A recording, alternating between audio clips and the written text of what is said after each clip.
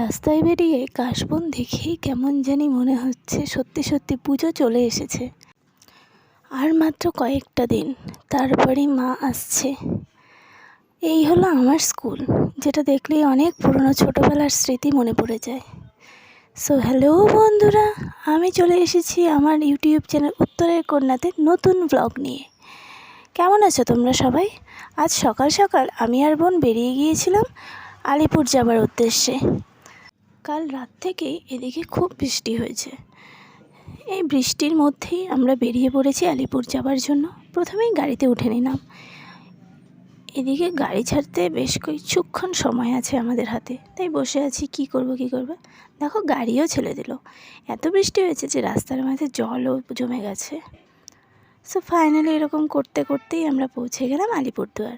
এখন বেরিয়ে আমাদের যেহেতু কাজটা ছিল অ্যাডভোকেটদের এখানে, তাই আমরা প্রথমেই চলে আসলাম উকিলদের রুমে। সেখান থেকে একজনের ভায়া হয়ে আমরা প্রথমে এক ঘর, তারপরে আরেক ঘর, এভাবে চলেই যাচ্ছি। দেখো রাস্তাটাও কত সরু, আর এখানে এত কাদা হয়ে আছে, বোন তো একবার পিছলে পড়েই যেতে নিচ্ছিল।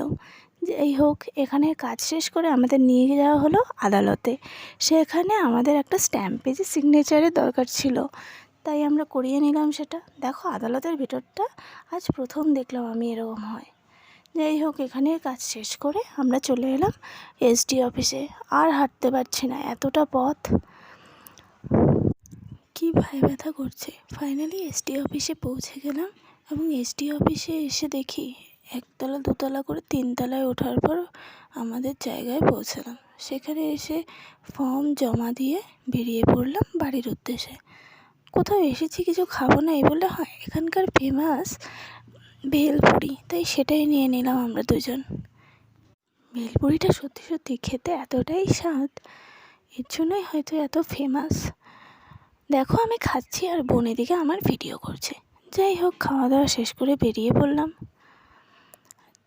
এদিকে হাঁটতে হাঁটতে দেখি একটা মেয়ে মোড়ে, গরমও লাগছিল তাই ঢুকে পড়লাম। ফাইনালি আমরা পৌঁছে গেছি বাস স্ট্যান্ড। এখন সেখান থেকে আমরা গাড়িতে উঠছি। গাড়িতে উঠে সঙ্গে সঙ্গে গাড়ি ছেড়ে দিল। এই দেখো, এটা হচ্ছে আমাদের আলিপুরদুয়ারের নদী পেরিয়ে এখন কি সুন্দর না মাঠ জমি। আজ এইটুকুই, দেখা হবে নেক্সট ভিডিওতে। So by.